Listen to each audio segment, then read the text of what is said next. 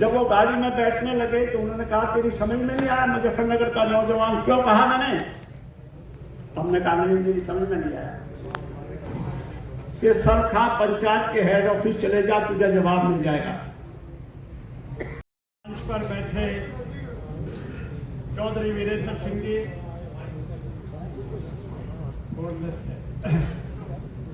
आदरणीय चौधरी टिकैत साहब, हरीशचंद्र भाटी जी, भाई युद्धवीर जी, मीर साहब, पवार साहब, डॉक्टर रूप सिंह जी, मंच पर बैठे सभी सम्मानित समाज के व्यक्तियों, सामने बैठी बिरादरी की सरदारी, ये आज पहला मौका नहीं, इतिहास में बहुत मौके आए जब इस तरह के काम हुए। अभी आदरणीय भाई राकेश जी ने सरखा पंचायत बड़े पैमाने पर आयोजन हुआ और उसका इतिहास अगर बताने की आवश्यकता नहीं, वो सरखा पंचायत क्यों बनी थी।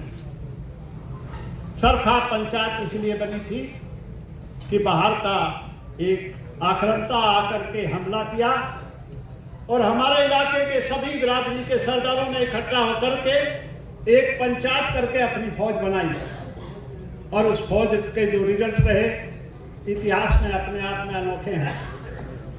भाई युद्धवीर जी ने उसका जिक्र भी किया, चाहे योगराज पंवार हो, हरवीर गुलिया जी हो, 27 रेजिमेंट थी उस आर्मी में, हर बिरादरी के से महिलाओं की सेना थी। राम प्यारी गुजरी, एक दिन गृह मंत्री के यहाँ से फोन आया, राम प्यारी गुजरी का इतिहास भेजो भाई, मेरे पे नहीं है। इतिहास इतिहास ही है, आप गाओ और हम बजाएंगे। मैं एक घटना और सुनाना चाहता हूं। उसी संदर्भ में 84 में इंदिरा गांधी जी की हत्या हुई, हम लोग पार्टी में बैठे थे। आदरणीय चौधरी चरण सिंह जी ने कहा कि भाई आज कम से कम शोक प्रस्ताव पास करके राष्ट्रपति को भिजवा दो। हमने शोक प्रस्ताव पास किया और टाइम मांगा, लेकिन राष्ट्रपति भवन से किसी ने फोन नहीं उठाया। बहुत देर तक 8 घंटे कोशिश करते रहे, कोई फोन नहीं उठा।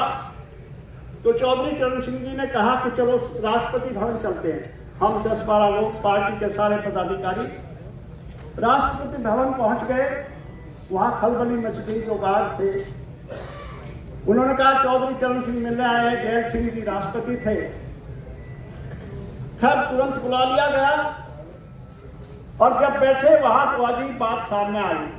चौधरी चरण सिंह जी ने कहा ज्ञानी जी देख पूरी दिल्ली जल रही है, आप क्या कर रहे हैं? उसने कहा मेरे फोन ही कटे हुए कि आप आर्मी बुलाओ, पुलिस के कमिश्नर को बुलाओ। कहने का पुलिस का कमिश्नर जहां इंदिरा गांधी जी की बॉडी रखी है वहां है, आर्मी के तीनों चीफ भी वहां है। मेरा फोन कटा हुआ, मैं किसी को नहीं बुला सकता। उसने कहा जब राष्ट्रपति कुछ कर नहीं सकता तो भैया चलो खड़े हो लो। शोक प्रस्ताव जो पास करा था उनको दे करके हम लोग चले। तो राष्ट्रपति भवन की गैलरी बहुत लंबी है।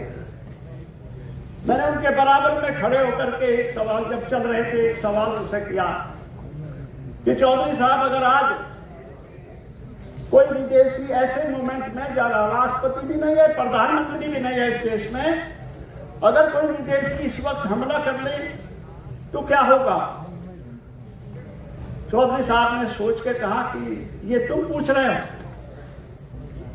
मुजफ्फरनगर का एक नौजवान मुझसे ये सवाल कर रहा और मेरी समझ में नहीं आया मुजफ्फरनगर का नौजवान का इससे क्या संबंध है। मैं सोचता रहा, वो समझ गए कि ये समझा नहीं। जब वो गाड़ी में बैठने लगे तो उन्होंने कहा तेरी समझ में नहीं आया मुजफ्फरनगर का नौजवान क्यों कहा मैंने? हमने कहा नहीं मेरी समझ में नहीं आया कि सरखा पंचायत के हेड ऑफिस चले जा, तुझे जवाब मिल जाएगा। ये थी सरखा पंचायत। सोरम चले जाओ, तेरे सवाल का जवाब मिल जाएगा। इस देश का किसान कितना सक्षम है वो अपनी फौज भी बना सकता है, वो लड़ाई लड़ भी सकता है, जीत भी सकता है। ये घटना इसलिए सुना रहा हूं कि जो मैंने देखा, ऑब्जर्व किया, अपने बुजुर्गों से सुना। आज सर छोटू राम जी की हम जयंती मना रहे हैं। छोटी राम जी ने जो किसान के लिए किया वो सब जानते हैं, और अगर कुछ नहीं किया होता तो आज हम जयंती ना मना रहे होते। किसान एक जाति थी। मंडल आयोग में तो 62,000 जातियों के नाम लिखे हैं। कहां से आ गई ये 62,000 जातियां? सोशियोलॉजिकली, ज्योग्राफिकली, हिस्टोरिकली, पॉलिटिकली कुछ समूह आपस में बढ़ते चले गए और जातियां बनती चली गई। 4 वर्ण थे, 4 वर्ण में 62,000 जातियां कहां से पैदा हो गई, ये बड़ा सवाल है सोशियोलॉजी का। लेकिन आज परिस्थितियां अलग हैं। आज लोकतंत्र भी है और देश एक है। पहले ना लोकतंत्र था, ना देश एक था। छोटे छोटे राजा थे, कबीले थे, बाहर से मुल्क से लोग आते थे, हमलावर। किस तरह के अत्याचार होते थे, उन अत्याचारों के खिलाफ हम लोग, हमारे बुजुर्ग जिन्होंने शोषण के खिलाफ लड़ाई लड़ी, उनमें सर छोटू राम जी का नाम बहुत बड़ा है। मैं और 4 व्यक्तियों के नाम उनके साथ जोड़ना चाहूंगा। भगत सिंह के चाचा थे सरदार अजीत सिंह, और उनका गाना याद होगा, पगड़ी संभाल जट्टा। उन्होंने पहला पंजाब में किसान आंदोलन करा था। पथिक जी राजस्थान में सारे राजाओं के खिलाफ लड़े। सारे राजाओं से जो 80 प्रकार के टैक्स थे वो घटवाए। सरदार पटेल जी उन्हीं की नकल करके बारडोली में आंदोलन किया। अंग्रेजों के, उस वक्त तो अंग्रेज आ गए थे, घुटने टिकवाए। लेकिन उसके बाद ये कह सकता हूं, चौधरी छोटू राम जी ने कभी आंदोलन तो नहीं किया, लेकिन उनकी कलम में जो कलम से लिख गए वो बहुत बड़े आंदोलन थे। चौधरी चरण सिंह जो कलम से लिख गए वो आंदोलन से भी बड़ी चीज थी। आज कलम का युग है और उस कलम में हमारी हिस्सेदारी नहीं। आज अगर राजनीतिक पटल में देखता हूं, मैं भी पिछले 50-55 वर्षों से राजनीति के गलियारों में घूमता हूं। ऐसा खराब दृश्य 55 साल में पहली बार मैं देख रहा। कुछ सोचना पड़ेगा।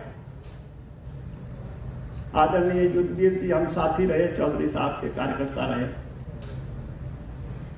वो सामाजिक काम में भी बहुत अग्रणी हैं, किसानों के आंदोलन में भी अग्रणी हैं।